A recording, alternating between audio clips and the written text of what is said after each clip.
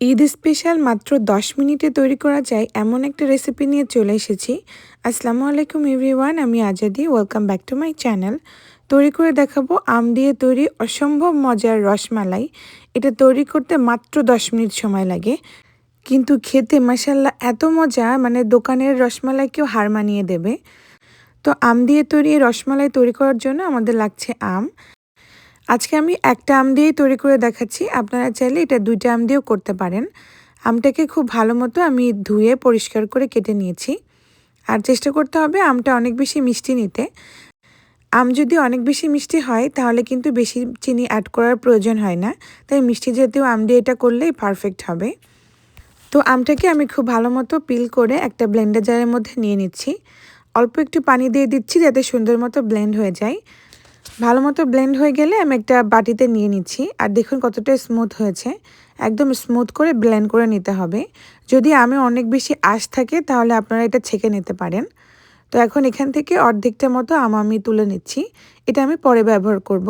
আর বাকি আমটার মধ্যে দিয়ে দিচ্ছি 2 টেবিল চামচ গুঁড়া দুধ, সাথে দিয়ে দিচ্ছি 1 টেবিল চামচ চিনি।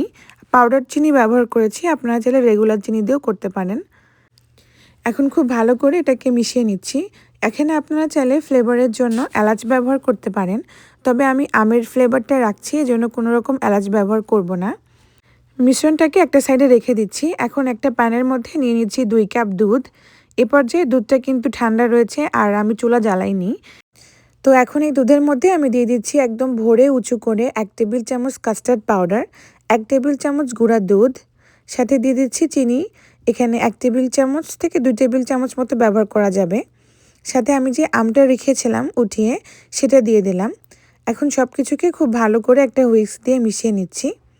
এখন চলে যাব সরাসরি চুলায়। এখন চুলাটা অন করে দিয়েছি আর এ পর্যায়ে খুব ভালো মতো নাড়তে হবে। চেষ্টা করতে হবে যেন কোনোভাবেই পোড়া না লাগে। যদি পোড়া লেগে যায় তাহলে কিন্তু খুব বাজে একটা গন্ধ বের হবে আর তখন খেতে একটুও ভালো লাগবে না। তো অনবরত নেড়ে মিডিয়াম হিটে আমি এটাকে জাল করব। যখন ফুটে উঠবে, ফুটে ওঠার পর থেকে আমি প্রায় 2 থেকে 3 মিনিট মতো জাল করে নেব। এই 2-3 মিনিটের মধ্যে কাস্টার্ডটা রেডি হয়ে যাবে আর অনেকটা ঘন হয়ে যাবে। তো যখন এরকম ঘন হয়ে যাবে সে পর্যায়ে আমি এটাকে নামিয়ে নিচ্ছি। তো এটাকে একটা সাইডে রেখে দেব আর এখন চলে যাব আমরা রসমালাইয়ের প্রিপারেশন তৈরি করতে। ঠিক দেখুন এরকম ঘনত্বের হয়েছে। তো এটা যখন কুসুম গরম হবে তখন আমরা এটা অ্যাপ্লাই করব। তো ততক্ষণ এটা একটা সাইডে রেখে দিয়েছি। রসমালাইটা তৈরি করার জন্য আমি এখানে ব্রেড নিয়েছি। তো ব্রেডটা আমি এভাবে একটা কুকি কাটার দিয়ে কেটে নিচ্ছি গোল গোল করে। তো আমি এখানে এমনি রেগুলার ব্রেডটা ব্যবহার করেছি, আপনারা চাইলে যে কোনো সুইট ব্রেড দিয়েও এটা করতে পারেন। তো যে কয়টা আপনাদের দরকার সে কয়টা পর্যন্ত কেটে নিলেই হবে। তারপরে আমরা যে ম্যাঙ্গো ফিলিংটা তৈরি করেছিলাম সেটা আমি এভাবে এই ব্রেডের মধ্যে দিয়ে দিচ্ছি। তারপরে সাইড দিয়ে আরেকটা ব্রেড উপরে দিয়ে সাইড দিয়ে এভাবে চেপে চেপে দেব, যাতে ফিলিংটা ভেতর থেকে বেরিয়ে না আসে।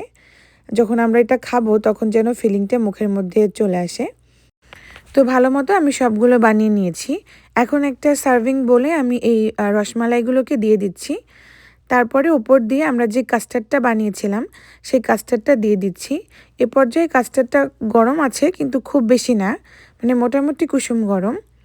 তো সবটুকু কাস্টার্ড আমি ভেতরে দিয়ে দিচ্ছি আর অপেক্ষা করব খুব ভালো মতো এটা সোক হয়ে যাওয়া পর্যন্ত।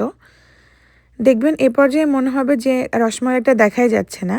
কিছুক্ষণ পর এভাবে রেখে দিলেই রসমালাইটা উপরের দিকে এভাবে ভেসে উঠবে। দেখে মনে হচ্ছে না এটা একদম রসমালাই, কিন্তু এটা খাওয়ার পরে কেউ বুঝতেও পারবে না যে এটা আসলেই আমরা পাউরুটি দিয়ে বানিয়েছি।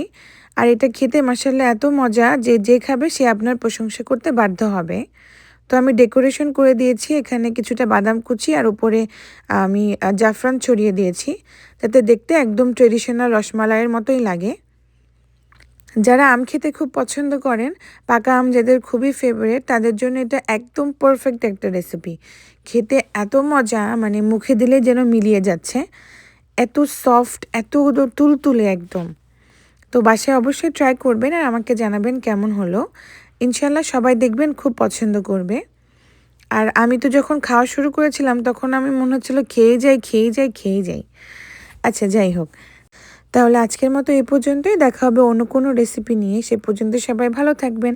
আল্লাহ হাফিজ, টাটা, বাই বাই।